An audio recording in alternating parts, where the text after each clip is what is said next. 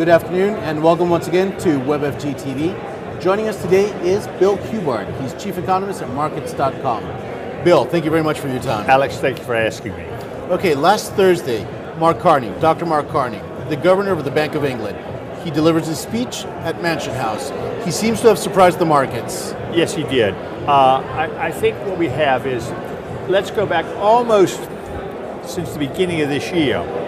The market said, we hear what he's saying, but we don't believe it. I remember you told us. We think that the market is much stronger, there's less slack, there's a concern about, I don't want to say housing bubble, I want to say housing market, okay? There was no inflation, so we started to see Euribor rates, Ionia rates, and even the bond market in foreign exchange, basically saying, we think, worst case scenario, it'll be February of next year, but even then, in the early part of this year, some of the traders were implying that we could get a rate hike before year end. Okay, I remember you told us about 3 months ago already that the Bank of England was not telling us something. Yeah, no, they weren't not telling us something. I'm not sure Mark Carney didn't believe it. Or if he did, and I mean, it's going to be quite interesting because this Wednesday, before the Federal Reserve, we get the MPC minutes. It's going to be, it may be the simple fact that he mentioned in the Mansion House speech, because he knows how they voted, okay? And we'll know that. Could we have had some dissension? And you've had a couple of Broadbent who's coming in as the new deputy governor. A couple of other people say, well, you know, sooner rather than later, but lower for longer, but sooner rather than later. Okay, what you're telling us brings two questions to my mind. First, markets now have brought forward the timing of the first increase in bank rate. However, as of right now, or rather as of Friday, the Bloomberg consensus of economists, top economists, is still expecting an increase in bank rate in February, not in November. Well, Alex, it made me the loud noise here. You said economist. Well, having been a trader and having worked for a number of major firms, sometimes there's a slight, quote, difference of opinion because how the economist looks at it and how a trader, and I mean, I won't mention any names, but this was years ago when I was at Bloomberg, and one time, you know, I used to do what they call the big board. So we'd get economic data, and let's say we get GDP and this, that, and the other. I remember that. You have to make an instant decision, and I remember I got reprimanded after I went off air one time by one of the senior people at Bloomberg who had been a previous economist. And I kept saying, I said, well, let's be honest. As a trader, I got 15 seconds to say, is this bullish or bearish? I said, as an economist, you got 90 days for the first revision, second revision, and third revision, okay? Right, okay. And then also, let's see that there has been a shift in the minutes. The minutes reveal a shift, a slight shift. Sterling, ought we to expect a reaction in cable higher above 170? I think right now that we've almost, within a couple of pennies, twice in the past 2 weeks, breached 170. I think 170, 171, but again, like with the euro getting too strong, this is something that Mark Carney and the Bank of England have got to be concerned about, because if 170, 172, 175, just to pick any number, this will kill what slow growth we may have, what budding growth in the export market, okay? And another thing is that, you know, Wednesday will be a very interesting day. I mean, I think 10 o'clock in the morning we get the Bank of England minutes, and then of course at 7 o'clock that night we get the statement from the FOMC. So if we find out that the Bank of England is now getting more up to date with interest rates going up before year end, and Janet Yellen and her team say, well, you know, steady as she goes, as the captain of the Titanic says, what iceberg? You know, so then is it a situation, then we could see 170, 172 by Thursday morning. Okay. You personally, you expect to see some sort of shift in the minutes? No, I don't. You mean for the Bank of England? Yes. Yes, I do, okay. I would expect a unanimous decision, both to keep rates as they are in QE, but, and I say but, well, Alex, I will vote for this, but I feel that I'm concerned about this and I'm concerned about that. And most recently, we have the incoming Deputy Governor Broadbent saying Indeed. he's concerned about the housing bubble or whatever you want to. But in reference to that, let's go back to the simple fact that interest rates will start going up, whether they're November or February. But they will be lower for longer, because one of the things that you've got now versus, I guess, pre-Lehman in 2008, the number of mortgages, okay, Yes. that are fixed rate, okay, or even floating rate, that these start going up. Now they have to go probably up 1 or 1.5 points before, but you'll start seeing people then will be severely squeezed, because even now, inflation not very high, but I mean earnings now are only 0.9%. So the fact is, if you're having to pay another couple of £100 a month for your mortgage, and you're not even getting a 1% pay rise, Indeed. consumer-led recovery, no, we won't have it.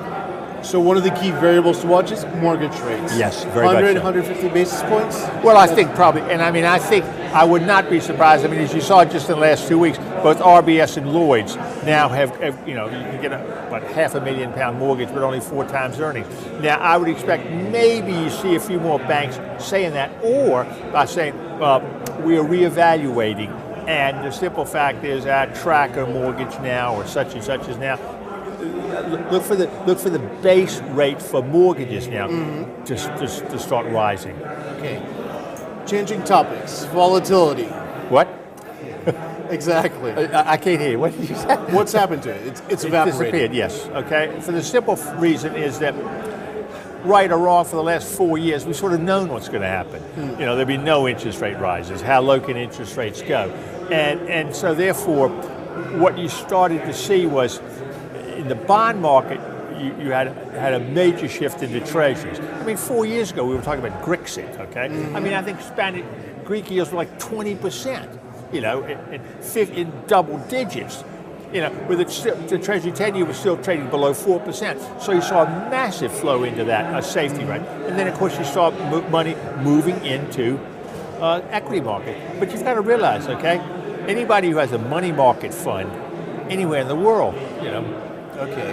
I mean, your real rate of return is negative. So essentially there's a blanket of liquidity from the central banks just keeping it down. Yes. And also, it'll be interesting to see how this, this LTRO from, because even now, some of the stuff that started to flow off, and this is one of the things, is the ECB then going to start changing the agreement, because before, people then were just taking the money. Now, that's why this negative deposit rate, will it have any kind of effect? For the simple fact is, well, maybe we're not going to borrow from the ECB and then just sort of leave it there, because we'll have to pay them for it. So maybe then what we have to do is lend.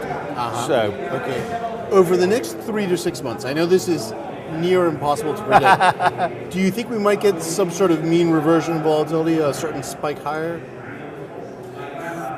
No, I don't think so.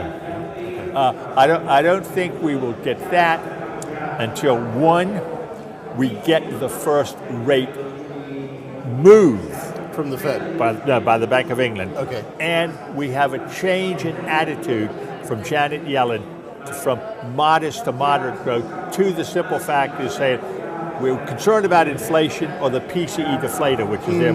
We're concerned about inflation, and we see the slack in the U.S. economy disappearing. So until we have the first real move by the Bank of England and a change in position, okay? It's just like if we get the same decision by the Federal Reserve, steady as she goes, another 10 billion. Believe me, that could have a negative effect on the dollar. We already started to see that move yesterday in the euro. Got back to 135.50, feeling, hey, well, Fed's going to be steady as she goes. Retail sales were that week. So that'll be quite interesting. I mean, the market, if the market was surprised with Mark Carney, the market would go ballistic if Janet Yellen said, man, we are bullish on the U.S. economy, be prepared, Right. All of a sudden you can see the dollar soar against the euro, against sterling, feeling that the Fed is truly realistic. But the bond market is not, okay? The only move we had back in the bond market this week was the 10-year getting back to 267, but that was the geopolitical risk. And the simple fact is, people were selling treasuries to buy Spain, Italy, Portugal. I mean, Big crazy. Yes. Okay, volatility. Yeah. It's a measure of risk. Yeah. it's supposedly supposed to incorporate future risk going Sure it forward, is, yeah. but in reality it's implied volatility, it's Yes. historical risk. Yes, exactly right, okay. So, going forward, people extrapolate from the past to the future, unexpected events, there might be one now, a wild card, Sure. Iraq. But the interesting thing, you talk about actual and implied.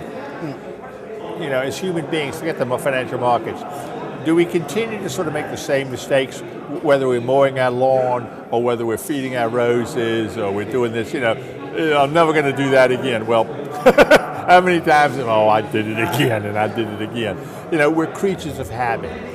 And another thing that we also is, if you look at positioning in the stock or bond or foreign exchange market, people make either less profit or more losses by shorting a position, because we as human beings are basically positive, okay? I mean, the simple fact is, as Dolly Parton says, if you like the rainbow, you got to put up with the rain, okay? And how many people do you know, well, it's raining today, oh, well, it's going to be raining tomorrow, it's going to be better tomorrow, okay? And it is, okay? So I think, so we as human beings are basically positive.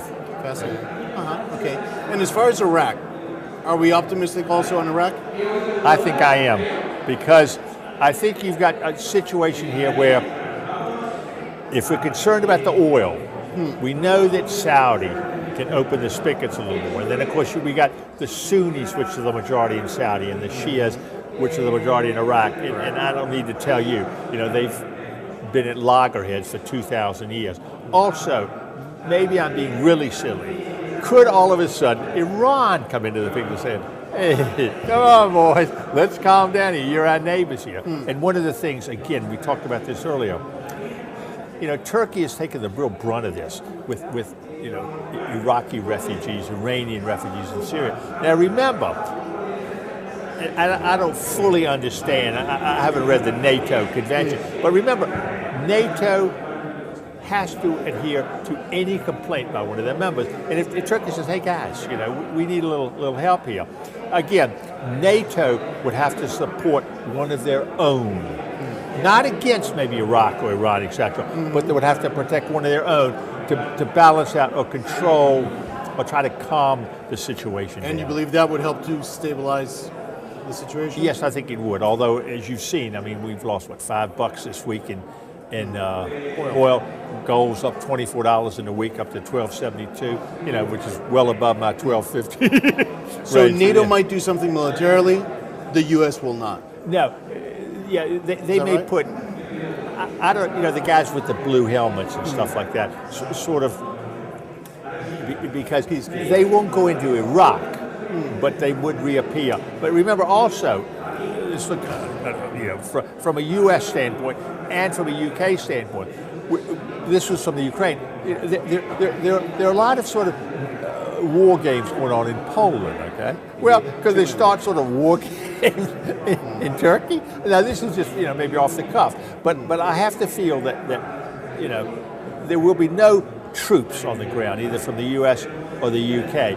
But do we get a situation where with it took a little while with the globe or market going against Russia and doing the sanctions. Well, when the Russian MySex went down and it was costing Russia a fortune to support the ruble, but the same thing happened in Iran. But I wouldn't be surprised. And we were talking about the Kurds.